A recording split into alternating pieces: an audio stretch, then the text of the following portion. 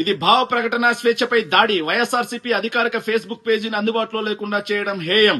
చంద్రబాబు ప్రభుత్వ దుశ్చర్యపై వైఎస్ జగన్ మండిపాటు. నిజంగా ఆంధ్రప్రదేశ్ రాష్ట్రంలో ఈ రోజు ప్రజాస్వామ్యబద్ధంగా పరిపాలన కొనసాగుతుందా లేకపోతే నియంతృత్వ పాలన కొనసాగుతుందా అనేది అర్థం కాని అంశం. ఎందుకురా అంటే ఈ కూటమి ప్రభుత్వం అధికారంలోకి వచ్చిన తర్వాత కూటమి వైఫల్యాలని, కూటమి యొక్క అవినీతిని, కూటమి యొక్క అరాచక పాలనని ఎవరైతే ప్రశ్నిస్తారో వాళ్ళ మీద అక్రమ కేసులు పెట్టి, సో కూటమి గురించి మాట్లాడితే గంజాయి కేసులు లాంటి అక్రమ కేసులు పెట్టి 111 BNS ప్రకారం ఏదైతే కుట్రపూరిత అదే విధంగా ఈ కేసులన్నీ పెట్టి వాళ్ళని వేధించి జైలు పాలు చేయడం మనం చూసాం. తర్వాత వైఎస్ఆర్ కాంగ్రెస్ పార్టీకి చెందినటువంటి ఏ ఒక్కరైనా సరే గలం విప్పి ఈ ప్రభుత్వం చేస్తున్నటువంటి అప్పుల కుప్ప గురించి కానీ, ఈ ప్రభుత్వం చేస్తున్నటువంటి దుబారా గురించి కానీ, ఈ ప్రభుత్వంలో జరుగుతున్నటువంటి అవినీతి గురించి కానీ, డిఎస్సి అక్రమాల గురించి కానీ, లేకపోతే అమరావతి పేరుతో పందికొక్కుల్లా దోచుకు తింటున్నటువంటి విధానం గురించి కానీ ఎవరు మాట్లాడినా సరే వాళ్ళ యొక్క వీడియోలని ప్రైవేట్ లో పెట్టించడం, వాళ్ళ యొక్క వీడియోల కంటెంట్ ని తొలగించడం వాళ్ళు చేస్తూ ఉన్నటువంటి పరిస్థితి. సో ఈ సంవత్సరం మొదటి నెలలో వైఎస్ఆర్ కాంగ్రెస్ పార్టీకి చెందినటువంటి అధికారిక ఇన్స్టాగ్రామ్ పేజీని కూడా వీళ్ళు బ్లాక్ చేయించారు. తర్వాత వైఎస్ఆర్ కాంగ్రెస్ పార్టీ రీస్టోర్ చేసుకుంది.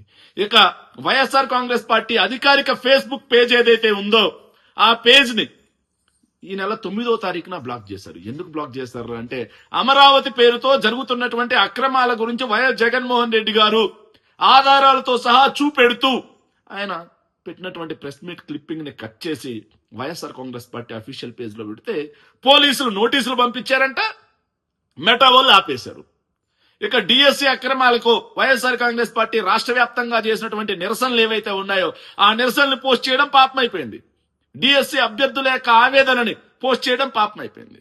సో ఇలా నిజంగా ప్రజాస్వామ్యం నడుస్తుందా లేకపోతే నార్త్ కొరియాలో కిమ్ పరిపాలన ఉంది చూసారా, ఆ కిమ్ పరిపాలనే మేలనిపిస్తుంది ఆంధ్రప్రదేశ్ లో జరుగుతున్నటువంటి పరిపాలనతో పోలిస్తే.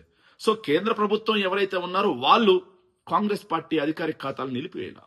కేంద్ర ప్రభుత్వం ఎవరైతే ఉన్నారో వాళ్ళు ఇలా ఫేస్బుక్ మీద, సోషల్ మీడియా మీద ఉక్కు పిడికిలి, ఉక్కు సంఖ్యలు ఏవైతే ఉన్నాయో అవి వాళ్ళు వేయలేదు.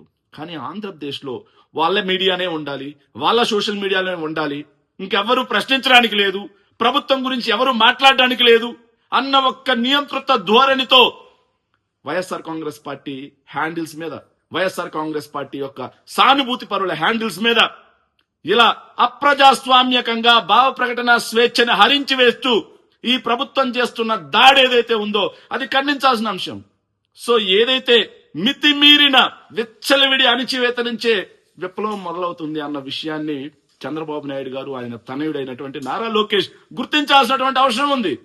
లేకపోతే ఈ విధంగా మితిమీరిన అణిచివేత ఏదైతే ఉందో ప్రజల్లో విప్లవాన్ని రేపెడుతుంది, కాక్రోచ్లు నిద్రలేస్తాయి.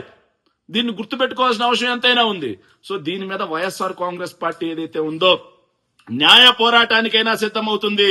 మళ్ళీ తిరిగి వైఎస్ఆర్ కాంగ్రెస్ పార్టీ హ్యాండిల్స్ ని పునరుద్ధరించేంత వరకు కూడా వైఎస్ఆర్ కాంగ్రెస్ పార్టీ పోరాటం చేస్తుంది అన్న విషయాన్ని ఖచ్చితంగా స్పష్టం చేస్తా ఉన్నాం.